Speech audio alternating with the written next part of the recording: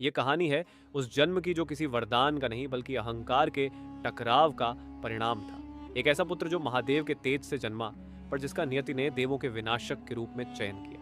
ये कथा आरंभ होती है देवराज इंद्र के अहंकार से।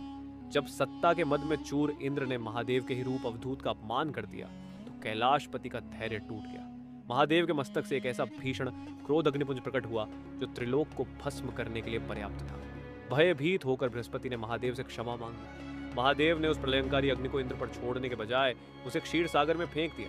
देवताओं को लगा संकट टल गया, पर वे गलत थे। संकट तो अब जन्म लेने वाला था। जैसे ही वह शिव तेज समुद्र के शीतल जल में गिरा, वहां भाप के बादल छा गए। समुद्र की लहरें चीत्कार कर उठी। अग्नि और जल के उस असंभव मिलन से एक बालक का जन्म हुआ। एक ऐसा बालक जिसके रोने की आवाज से ब्रह्मांड थर्रा गया, जिससे पाताल हिल गया। जब ब्रह्मा जी उसे देखने पहुंचे तो उस नन्हे बालक ने ब्रह्मा जी की दाढ़ी पकड़कर उन्हें झुका दिया। वह बालक इतना शक्तिशाली था कि उसने स्वयं समुद्र को ही अपना पिता मान लिया। यह कथा उस असुर सम्राट की है जिसके पास शिव का तेज और समुद्र की गहराई थी। वह इतना शक्तिशाली हुआ कि उसने इंद्र को स्वर्ग से निकाल दिया और स्वयं भगवान विष्णु को युद्ध के लिए ललकारा। उसकी शक्ति का रहस्य उसका कोई कवच नहीं बल्कि उसकी पत्नी वृंदा का सतीत्व था।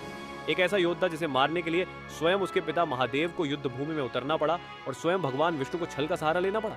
वह जो शिव का अंश होकर भी शिव से ही टकराया। जल से उत्पन्न अग्नि सा प्रचंड वह महान असुर सम्राट जालंधर था।